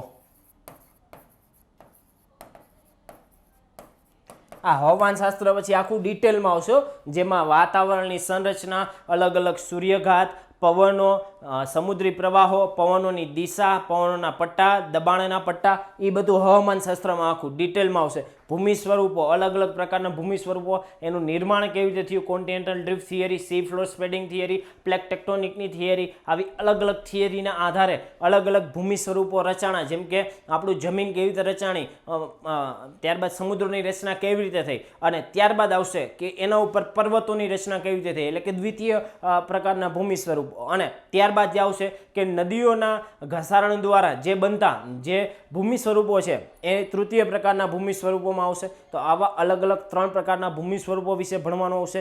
ત્યારબાદ આ બધું ફિઝિકલ જીઓગ્રાફી એટલે કે ભૌતિક ભૂગોળની જે આપણે વાત કરીએ છીએ, ત્યારબાદ આવશે સમુદ્ર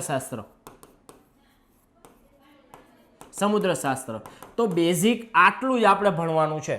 ફિઝિકલ જીઓગ્રાફીમાં આપણે આટલું ભણવાનું છે વિદ્યાર્થી મિત્રો. તો તમે ખાલી આટલું ભણેલું હશે તો તમારા કેટલા પ્રશ્નો 1-2માં 20 થી 22 પ્રશ્નો તમારા ક્લિયર થઈ જશે. આશરે છેલ્લી જે એક્ઝામ હતી એમાં 20 પ્રશ્નો પૂછાયેલા હતા. તો આટલા મુદ્દાઓ તમે કવર કરીને ગયા હશો તો તમારા 20 પ્રશ્નો ઇઝીલી સરળતાથી પાસ એમ કહી શકે કે આપણા આવડી જશે 110% વાળા. પરંતુ આ બધા જે મુદ્દાઓ છે બહુ જ સરળ છે. હું તમને એમ કહું છું કે બહુ જ સરળ છે. હા, એક વખત તમને સમજવા જરૂરી છે, એક વખત તમને સમજાઈ જશે સરળ ભાષામાં તો તમે આરામથી ઇઝીલી 20 માર્ક્સ તમારા કવર કરી શકો છો. ત્યારબાદ આપણે વાત કરીએ નેક્સ્ટની કે ભારતની ભૂગોળના જે પ્રશ્નો છે એ આશરે કેટલા પૂછાણા હતા 2021ની એક્ઝામમાં? તો 22 જેટલા પ્રશ્નો ભારતની ભૂગોળના હતા. 50 પ્રશ્નોમાંથી 22 જેટલા ભારતની ભૂગોળના હતા.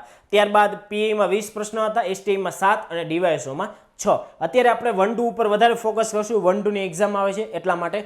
ત્યારબાદ ગુજરાતની ભૂગોળના પ્રશ્ન છે એ કેટલા હતા? હવે તમે જોઈ શકો છો 50 માંથી 8 પ્રશ્ન ગુજરાતની ભૂગોળના હતા.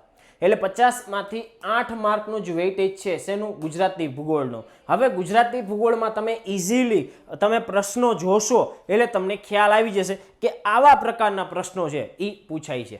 ઓકે વિદ્યાર્થી મિત્રો, એટલે ખાસ ધ્યાન રાખવાનું. આપણે આગળ જોશું પીઆઈમાં 8 પ્રશ્ન, એસટીઆઈમાં 6 પ્રશ્ન અને ડીવાયએસઓમાં 6 પ્રશ્ન, પરંતુ ત્યાં તમને જે ભૂગોળના જે ટોટલ પ્રશ્નોની જે સંખ્યા હતી એ કેવી હતી?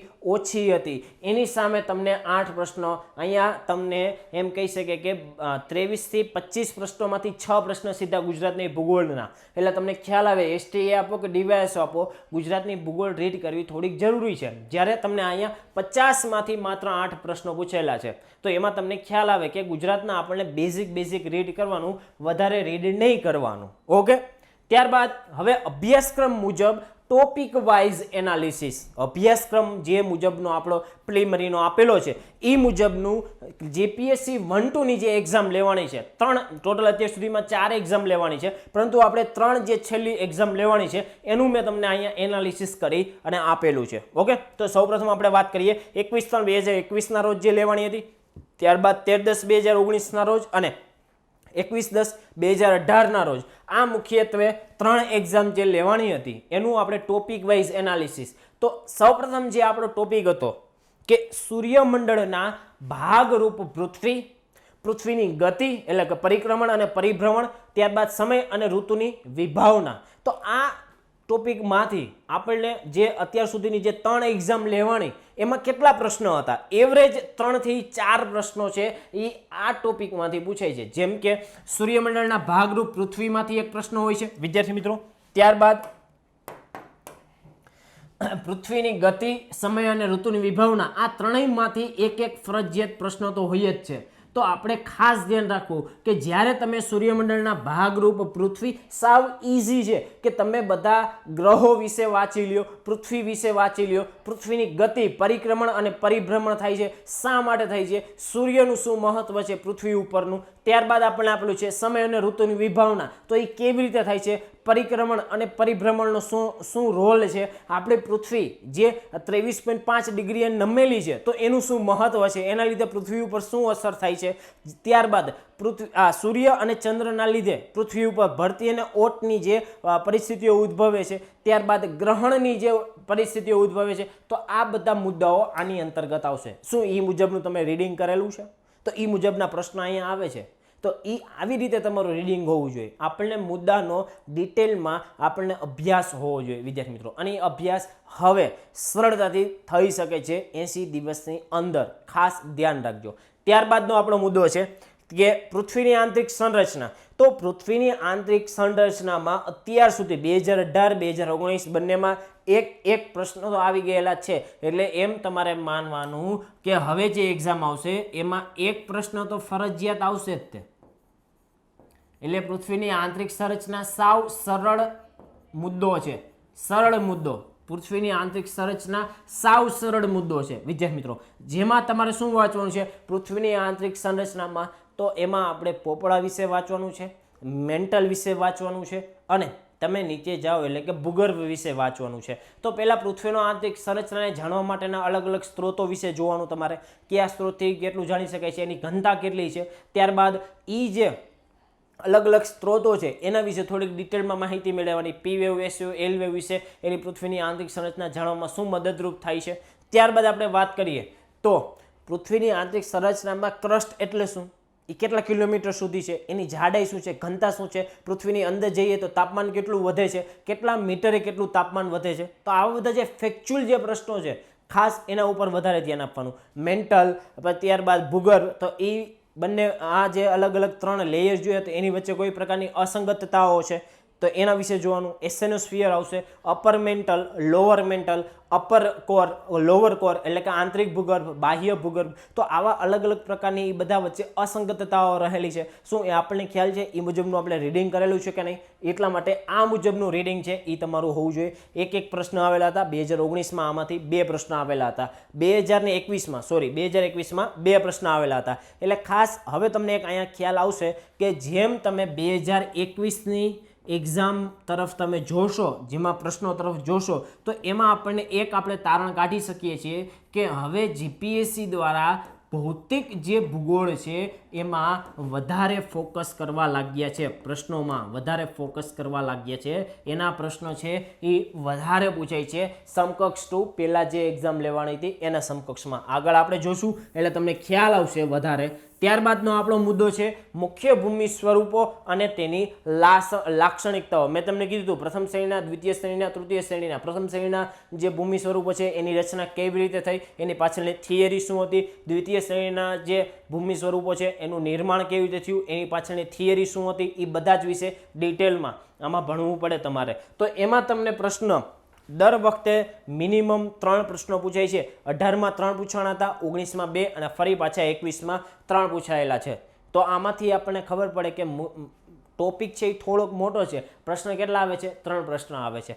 ત્યારબાદ આપણે વાત કરીએ, આમાંથી તમારે એ જ સમજવાનું છે કે ટોપિક કેવડો છે, એનું વેઇટેજ કેટલું છે, એમાં રીડિંગ કેટલું કરવાનું છે, અને એ રીડિંગ કર્યા બાદ આપણને એ ટોપિકમાંથી કેટલા માર્ક્સ મળશે. ઓકે, ખાસ એ મહત્વનું છે. ત્યારબાદ અહીંયા આપેલું છે વાતાવરણની સંરચના, એનું સંગઠન, આબોહવાના તત્વો, એના પરિબળો, વાયુ સમુચ્ચય, વાતાગ્રહ, વાતાવરણીય વિક્ષોભ અને આબોહકીય બદલાવ. હવે તમને ખબર હોવું જોઈએ કે આ જે વાતાવરણની જે સંરચના છે, વાતાવરણની સંરચના, તો એમાં શું આવશે? તો એમાં અલગ અલગ પ્રકારના વાતાવરણના આવરણો વિશે વાત કરેલી હશે. આ આવરણોના અલગ અલગ મહત્વ આવશે. ત્યારબાદ સૂર્યઘાત વિશે વાત કરવાની છે. અહીંયા સૂર્યઘાતનું પૃથ્વી ઉપરની અસરો. ત્યારબાદ શું કીધેલું છે કે આબોહવાના તત્વો અને એના પરિબળો, અલગ અલગ પરિબળો વિશે વાત કરવાની, એના વિશે ડિટેલમાં જવાનું. ત્યારબાદ વાયુના પટ્ટાઓ, જેમાં પછી આપણે આગળ જશું એમાં વાયુ સમુચ્ચય આવશે, વાતાગ્રહ આવશે, દબાણ પટ્ટાઓ વિશે રીડિંગ કરવાનું છે. ત્યારબાદ વાતાવરણીય વિક્ષોભમાં આપણે ચક્રવાત વિશે જોવાનું, ભૂકંપ અથવા આપણે એમ કહી શકીએ ચક્રવાત મોસ્ટ એમપી છે. ત્યારબાદ આબોહકીય બદલાવ કોઈ પણ પ્રકારના આવતા હોય તો એ પણ આમાં પ્રિલિમમાં પ્રશ્ન પૂછાઈ શકે. પરંતુ મોટાભાગનો આ જે મુદ્દો છે ને એ મેઇન્સ એટલે કે મુખ્ય પરીક્ષાનો છે. આબોહકીય બદલાવ અને વાતાવરણીય વિક્ષોભ મુખ્ય પરીક્ષાનો છે. પરંતુ વાતાવરણીય વિક્ષોભમાંથી એક આપણને ટોપિક મળી શકે છે ચક્રવાતનું A to Z આપણને આવડતું હોવું જોઈએ. તો એના માટેનો મેં લેક્ચર મૂકેલો છે જીપીએસસી ઓનલાઈનમાં, તમને યુટ્યુબ ચેનલમાં જ મળી જશે. આ તો ડિટેલમાં આખો ચક્રવાત મેં તમને ભણાવેલો છે ફ્રીમાં, યુટ્યુબમાં તમને ઇઝીલી જોવા મળશે. ચક્રવાત A to Z એમાં આવી જશે, ઇન ડેપ્થમાં આખું કરાવેલું છે. પ્રિલિમના પ્રશ્નો સહિત કરાવેલું છે, મુખ્ય પરીક્ષાના પ્રશ્નો સહિત કરાવેલું છે. ત્યારબાદ આનું ભારણ આપણે જોઈએ કે 2018માં 4 પ્રશ્ન પૂછાયેલા હતા, 2019માં પણ 4 પ્રશ્ન પૂછાયેલા હતા. પરંતુ 2021માં તમે જોઈ શકો છો 2021માં કેટલા હતા? 7 પ્રશ્નો હતા. કેટલા? 7 પ્રશ્નો. તો આનું ભારણ છે એ ડાયરેક્ટ વધી ગયું. મેં તમને કીધું હતું ભૌતિક ભૂગોળનું ગયા વર્ષના જે પેપરો કરતા આ વર્ષનું એટલે કે 21નું જે પેપર હતું એમાં વધારે પ્રશ્નો પૂછાયેલા હતા. તો સેમ પેટર્ન છે એ જ રહેલી છે. તો આપણે વધારે પ્રશ્નો છે એ ભૌતિક ભૂગોળના પૂછાતા હોવાથી ભૌતિક ભૂગોળ ઉપર વધારે થોડુંક ભારણ આપવું જોઈએ. ઓકે, ત્યારબાદ મહાસાગરોનો જે ટોપિક છે એમાં પછી મહાસાગરોનું નિર્માણ કેવી રીતે થયું, મહાસાગરોના તળિયે કેવા પ્રકારના ભૂમિ સ્વરૂપો આવેલા છે, ખંડીય છાજલી, પછી મિડ ઓશિયાનિક રીજ એટલે કે ટ્રેન્ચ, આવા અલગ અલગ પ્રકારના જે મહાસાગરો ભૌતિક, રાસાયણિક, જૈવિક એ લોકોની લાક્ષણિકતાઓ, જલીય આપત્તિ, દરિયાઈ અને ખંડીય સંસાધનો વિશે એમાંથી કેટલા પ્રશ્નો હતા? તો 21માં આપણે વિચારીએ અહીંયા 18માં 3 પ્રશ્નો હતા, 19માં 6 પ્રશ્નો હતા અને 21માં 4 પ્રશ્નો હતા. તો ઓલમોસ્ટ 3-4 પ્રશ્નો પૂછાય છે. 6 પ્રશ્નો એક વાર એક્સેપ્શનલ પૂછાઈ ગયા હતા 19માં. ત્યારબાદ હવે આપણે જોઈએ કે ભારત અને ગુજરાતના જે કાંઈ પણ અને વિશ્વના સંદર્ભમાં જે કાંઈ પણ મુખ્ય પ્રાકૃતિક વિભાગો જે પ્રશ્નો પૂછે છે એમાં 18માં 7 પ્રશ્નો હતા, 19માં 8 પ્રશ્નો હતા, પરંતુ ભારત અને ગુજરાતના સંદર્ભમાં મેં તમને કીધું હતું હવે કેવું વેઇટેજ થઈ ગયું છે, ઓછું થઈ ગયું છે વેઇટેજ. કેટલું આવ્યું? માત્ર 4 પ્રશ્નો. કેટલા પૂછાણા હતા? 4 પ્રશ્નો. પરંતુ આ જે 4 પ્રશ્નો એટલે કે આ પ્રાકૃતિક વિભાગો જેમાં આપણને અલગ અલગ પ્રકારના પર્વતો વિશે પ્રશ્ન પૂછાય, રણ પ્રદેશો, ત્યારબાદ તટીય કિનારાઓ, ત્યારબાદ ઉચ્ચ પ્રદેશો, ત્યારબાદ આઇલેન્ડ એટલે કે દ્વીપ સમૂહ. તો આવા વગેરે જેવા અલગ અલગ પ્રકારના આવા પર્વતો જે ફિઝિકલ પ્રાકૃતિક જે વિભાગો આવેલા છે એના ઉપરના જે પ્રશ્નો છે એ 4 પ્રશ્નો પૂછાયેલા હતા. ત્યારબાદ જો આપણે વાત કરીએ કે કુદરતી અપવાહ તંત્ર એટલે કે જે નદી તંત્રના કોઈ પણ પ્રશ્નો હોય એમાં પછી સરોવર આવશે અલગ અલગ જગ્યાએ, ત્યારબાદ નદી જોડાણ ક્યાંય પણ થયેલું હોય તો એના વિશેના પ્રશ્નો, કયા રાજ્યમાંથી કઈ નદી નીકળે છે, કયા રાજ્યમાં આ નદી ઉપર કયો ડેમનું નિર્માણ કરેલું છે, કઈ સિંચાઈ પરિયોજના ચાલુ રહી છે. તો આ વગેરે જેવા જે પ્રશ્નો છે એ કુદરતી અપવાહ તંત્રમાંથી પૂછાતા હોય છે. ત્યારબાદ મુખ્ય પરીક્ષાનો આ ટોપિક છે મોસમી આબોહવાના પ્રદેશો, ત્યારબાદ વાતાવરણીય વિક્ષોભ અને ચક્રવાત. ચક્રવાત મોસ્ટ આઈમ્પી છે વિદ્યાર્થી મિત્રો, એમ કહી શકે પ્રિલિમ પરીક્ષા માટે. ઓકે, તો એમાં આપણે વાત કરીએ 18માં કેટલા પ્રશ્નો? 7 પ્રશ્નો હતા. 19માં કેટલા પ્રશ્નો હતા? 8 પ્રશ્નો હતા. પરંતુ 21ની વાત કરશું તો એમાં પણ ઘટાડો થયેલો છે, કારણ કે મેં તમને કીધું હતું કે આમાં ગુજરાતની ને ભારતની નદી તંત્રના પ્રશ્નો હશે તો એમાં મેં તમને કીધું હતું એનું વેઇટેજ દિવસે ને દિવસે કેવું થતું જાય છે? ઘટતું જાય છે. તો એમાં કેટલા? માત્ર 4 પ્રશ્નો જોવા મળતા હતા.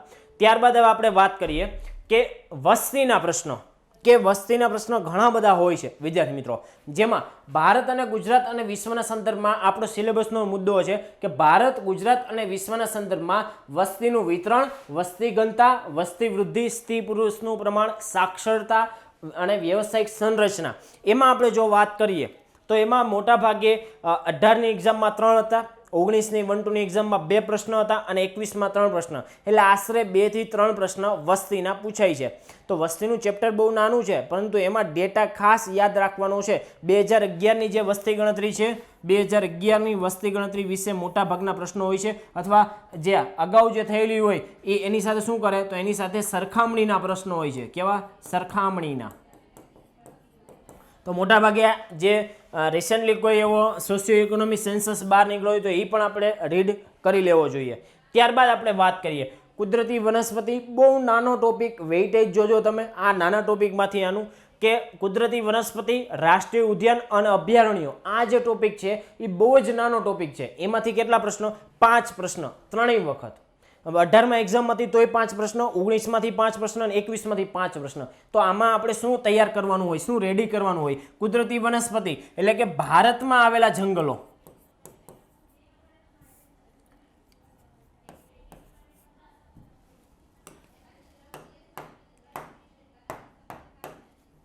આમાં ખાસ તમારે શું રેડી કરવાનું હોય કે ભારતમાં આવેલા જંગલો,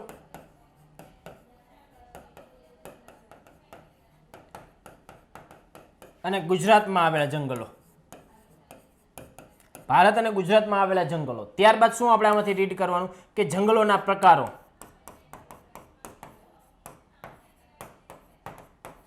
ત્યારબાદ ભારત અને ગુજરાતમાં આવેલા રાષ્ટ્રીય ઉદ્યાનો, ત્યારબાદ શું કરવું છે તો અભયારણ્યો,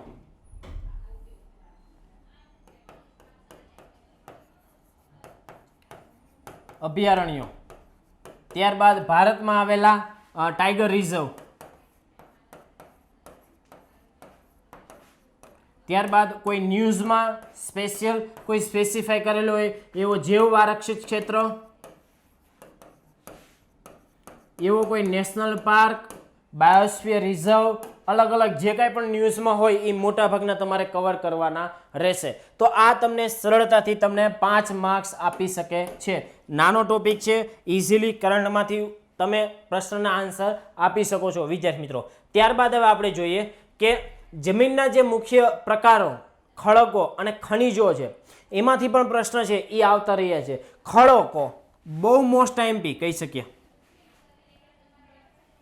ખડકો છે આ જે મુદ્દો છે ને એ મોસ્ટ આઈમ્પી કહી શકીએ.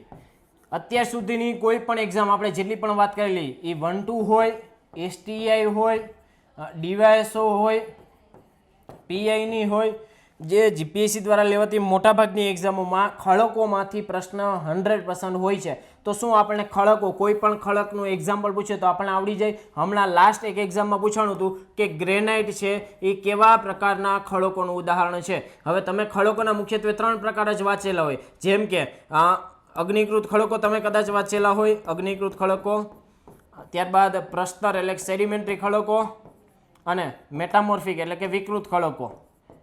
આ મુખ્યત્વે તમે 3 ટોપિક વાંચેલા હોય, પરંતુ એનાથી ડિટેલમાં તમારે થોડુંક વાંચવું પડે વિદ્યાર્થી મિત્રો, કે આના પણ બધાના સબ પ્રકાર પડે છે. આના ડાયરેક્ટ રોક સાયકલ આવી જશે પછી આપણે.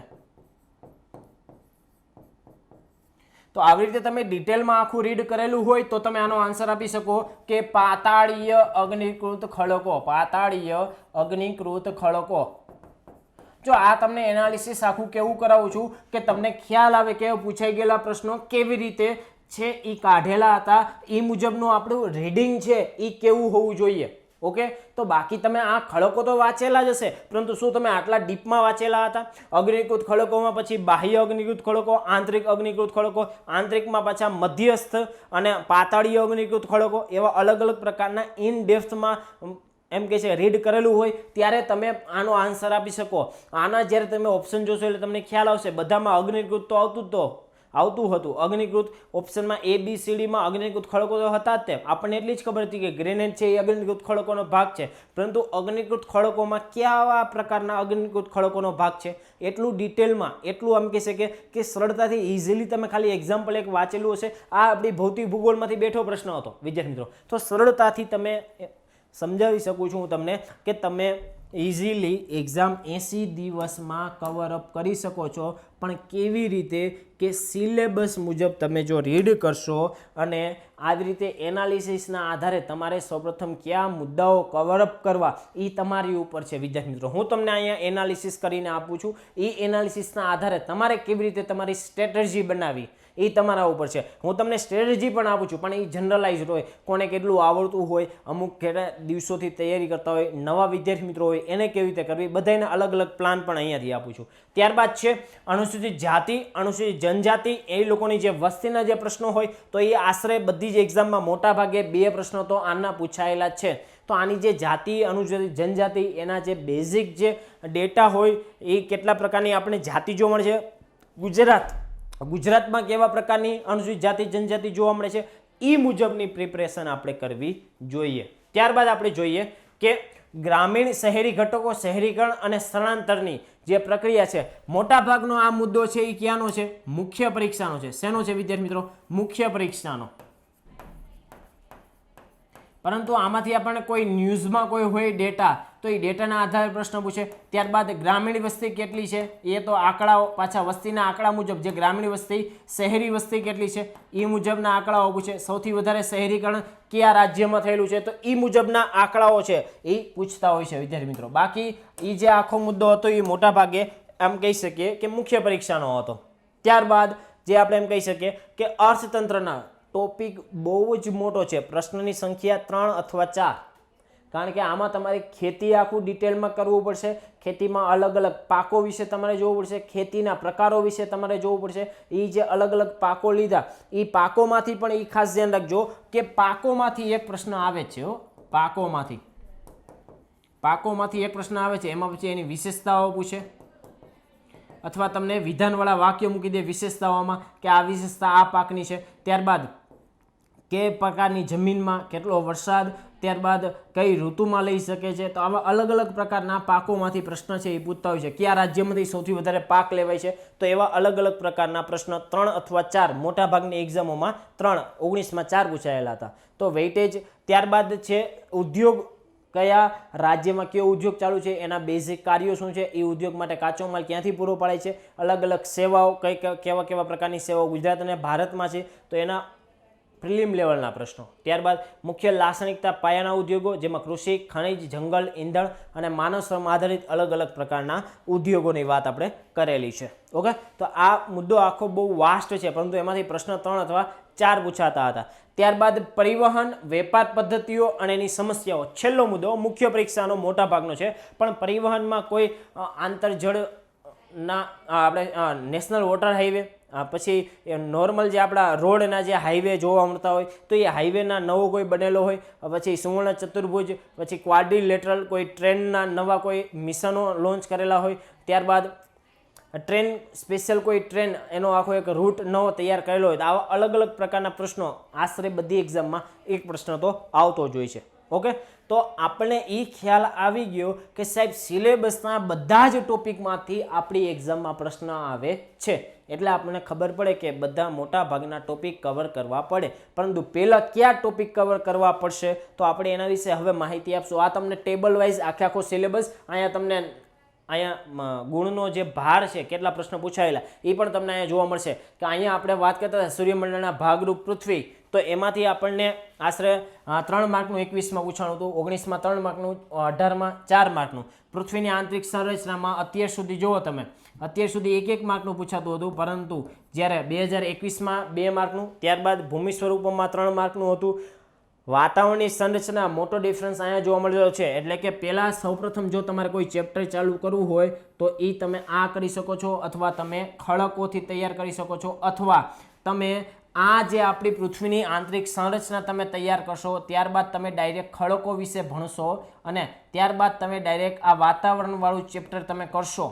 એટલે તમારે એમ કહી શકીએ કે મોટા ભાગનું જે વધારે જે પ્રશ્ન પૂછાતા હોય એ મુખ્ય 3 ટોપિક અહીંયા થઈ ગયા. ત્યારબાદનું તમે જો કોઈ ટોપિક કરો તો એ તમારે 7 માર્કનું આ કુદરતી અપવાહ તંત્ર 7 માર્કનું છે, તો આ પણ તમે કરી શકો છો. કે ભારત અને ગુજરાતમાં આવેલા અલગ અલગ પ્રકારની જે નદીઓ છે એના ઉપર વધારે ફોકસ કરો. ત્યારબાદ ભારત અને ગુજરાતના સંદર્ભમાં જે કંઈ પણ ભૂમિ સ્વરૂપો એ અલગ અલગ પ્રકારના રણ પ્રદેશો, પછી પર્વતો, ઉચ્ચ પ્રદેશો આપણે જેની વાત કરી એના ઉપર પણ તમે 4 માર્કનું છે, પરંતુ આવી રીતે લાઇનમાં કે સૌપ્રથમ ઓલું, પછી કુદરતી અપવાહ, પછી આ ભારત અને ગુજરાતના સંદર્ભમાં, ત્યારબાદ આપણે મહાસાગરો વિશે તૈયારી કરી શકીએ, ત્યારબાદ વસ્તીના આંકડાઓ કરી નાખવા, ત્યારબાદ કુદરતી વનસ્પતિ વિશે મેં તમને સમજાવેલું હતું, ખડકો વિશે મેં તમને સમજાવેલું હતું કે આ જે 2 મુદ્દાઓ છે થોડુંક તમે ઓછું રીડિંગમાં, ઓછી મિનિટમાં વધારે પ્રશ્નો પૂછાય છે, તો પહેલાં પ્રિફર આવા ટોપિક અથવા આવા મુદ્દાઓ કરવા જોઈએ વિદ્યાર્થી મિત્રો.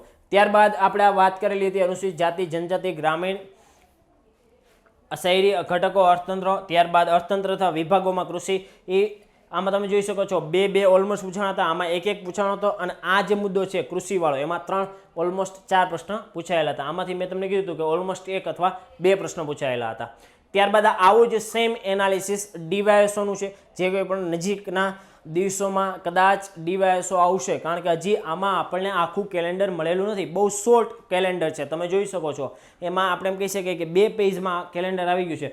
ભવિષ્યમાં ડીવાયએસઓ આવવાની હશે તો એમાં નોટિફિકેશન આવી જશે અને કેલેન્ડર હજી મોટું થવાનું છે, તો એના માટે તમને આ એનાલિસિસ ડીવાયએસઓનું પણ કામ લાગશે. તમે જોઈ શકો છો કે 2 પ્રશ્ન આ તમને એટલા માટે આપું છું કે તમને ખ્યાલ આવે કે હવે જે 2021માં જે પ્રકારની જે પેટર્ન છે જીપીએસસીની, એ પેટર્ન થોડીક ચેન્જ થઈ રહી છે. કે પહેલાં એ લોકો 18 અને 19માં ભૌતિક ભૂગોળમાં જે પ્રશ્ન નહોતા પૂછતા, એ 2021ની એક્ઝામ આવી ડીવાયએસઓની, તો એમાં 2 પ્રશ્ન પૃથ્વીની ગતિ, સૂર્યમંડળના ભાગરૂપ પૃથ્વી, સમયની અને ઋતુની વિભાવનામાંથી 2 પ્રશ્ન પૂછેલા હતા. ત્યારબાદ તમે અહીંયા પૃથ્વીની આંતરિક સંરચનામાંથી 2 પ્રશ્ન પૂછેલા હતા. એટલે તમને પોતાને ખ્યાલ આવે કે હવે જે 21ની જે પેટર્ન મુજબ થોડીક જીપીએસસી દ્વારા જે પૂછવાની જે પેટર્ન છે એમાં બદલાવ આવેલો છે, એના રેફરન્સ સ્વરૂપે મેં તમને આપેલું છે. બાકી આ તમને કામ લાગશે જ તે.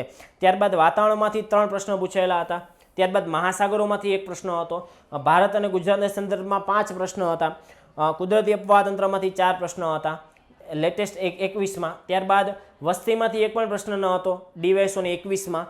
રાષ્ટ્રીય ઉદ્યાનમાંથી 4 પ્રશ્ન હતા. જો આ તમને ઓલમોસ્ટ બધી એક્ઝામમાં કામ લાગશે. આ મુદ્દો કુદરતી વનસ્પતિ વાળો 4 પ્રશ્ન એમાં હતા, 5 પ્રશ્ન જીપીએસસી 1-2માં હતા. મુખ્ય ખડકોમાંથી 2 પ્રશ્નો હતા. જો જમીન, મુખ્ય ખડકો, ખનિજોમાંથી. ત્યારબાદ અનુસૂચિત જાતિ જનજાતિમાં એક પણ પ્રશ્ન શહેરીકરણમાંથી પણ નહોતો. ત્યારબાદ મુખ્ય વિભાગો કૃષિમાંથી 2 પ્રશ્નો હતા ડીવાયએસઓમાં, અને પરિવહનમાંથી 1 પણ પ્રશ્ન ન હતો. તો ડીવાયએસઓમાં તમે અમુક ટોપિક ન વાંચો તો પણ ચાલે, એ પણ આમાં તમને ખ્યાલ આવી ગયો હશે. ઓકે, ત્યારબાદ એસટીઆઈનું સેમ એનાલિસિસ છે. તમે જોઈ શકો છો કે એસટીઆઈમાં 18, 21 અને ફરી પાછી બીજી 21માં લેવાની, તો અહીંયા તમને 18માં 2 જ પ્રશ્ન હતા, પછી ફરી પાછો નહોતો અને ફરી પાછા લેટેસ્ટ જે હમણાં લેવાની એમાં ફરી પાછા 2 પ્રશ્ન પૂછાણા. ત્યારબાદ આંતરિક સંરચનામાંથી એક પણ પ્રશ્ન હતો, ભૂમિ સ્વરૂપોમાંથી એક પ્રશ્ન હતો, વાતાવરણની સંરચનામાંથી નહોતો પાછો એસટીઆઈમાં. ત્યારબાદ મહાસાગરોમાંથી એક પ્રશ્ન આપણને હતો, ભારત અને ગુજરાતના સંદર્ભમાં 2 પ્રશ્ન, કુદરતી અપવા તંત્રમાંથી 5 પ્રશ્ન. જો હવે તમને ખબર પડે કે નદી તંત્ર હવે કેટલું ઇમ્પોર્ટન્ટ છે. 21માં મોટા ભાગે નદી તંત્ર ઉપર પ્રશ્નો તો પૂછેલા જ છે અને અગાઉ પણ પૂછેલા છે, એટલે તમે ખાસ નદી તંત્રનું જે ચેપ્ટર હોય એ આપણા માટે હવે કેવું થઈ ગયું, મોસ્ટ આઈએમપી થઈ ગયું. કોઈ પણ ડીવાયએસઓની પરીક્ષા આપો, એસટીઆઈની પરીક્ષા આપો, કે જીપીએસસી 1-2ની પરીક્ષા આપો, તો આ જે મુદ્દો છે નદી તંત્રનો એ એકદમ મોસ્ટ આઈએમપી છે. તો ખાસ એને યોગ્ય રીતે તમે રીડિંગ કરજો, પ્રિપેર કરજો, મેપના આધારિત તૈયાર કરજો. ત્યારબાદ આપણે ભારત અને ગુજરાત સંદર્ભમાં વસ્તીના 2 પ્રશ્નો 21માં હતા, અગાઉની પરીક્ષામાં 3 અને 2 પ્રશ્નો. કુદરતી વનસ્પતિ રાષ્ટ્રીય ઉદ્યાનમાં ઓલમોસ્ટ 2 અથવા 3 પ્રશ્નો પૂછાયેલા છે. ઓકે, અને સેમ જમીનના મુખ્ય પ્રકારો ખડકો અને ખનિજો, એમાંથી 2 પ્રશ્ન હતા ગયા 21માં. પહેલી 21માં હતી એમાં હતા, પછી નહોતી, અને ત્યારબાદ ફરી પાછા 18માં જે હતા એમાં 2 પ્રશ્નો હતા વિદ્યાર્થી મિત્રો. તો આવી રીતે અલગ અલગ પ્રશ્નો આ મુખ્ય પરીક્ષાના મુદ્દાઓ નહોતા. ફરી પાછા કૃષિમાંથી 5 પ્રશ્નો હતા લેટેસ્ટ જે પૂછણી, એમાં 8/8/2021 રોજ હતી, એમાં 5 પ્રશ્નો કૃષિમાંથી હતા વિદ્યાર્થી મિત્રો. અને પરિવહનના 2 પ્રશ્નો હતા એસટીએમાં, ડીવાયએસઓમાં નહોતા ફરી પાછા. તો આવી રીતે આખું એનાલિસિસ કરેલું છે વિદ્યાર્થી મિત્રો. તો હવે તમને કોઈ પણ પ્રકારના પ્રશ્નો હોય કમેન્ટ કરી જણાવી દેજો, એનો રિપ્લાય હું 110% આપીશ. બાકી આ બધાને 80 દિવસની અંદર 100% તમારી તૈયારી થઈ જશે. તમારે ખાસ ખાલી મહેનત કરવાની છે, એવો જુસ્સો બતાવવાનો છે, કોઈ પણ પ્રકારની આળસ કરવાનીથી બધું જ છોડી અને તમારું જે અત્યારે ગોલ હોય એના ઉપર વધારે ફોકસ કરવાનું છે. ઓકે, તો ત્યાં સુધી આ બધાનો ખૂબ ખૂબ આભાર. અને તમને બધાને જે એક્ઝામ આવવાની છે જીપીએસસી 1-2 એ તમે બધા જ સફળ કરો. તમે બધા જ એમ કહેશો કે મુખ્ય પરીક્ષામાં સાથે બેસો, એવી આપ બધાને શુભકામનાઓ સાથે. જય હિન્દ વિદ્યાર્થી મિત્રો.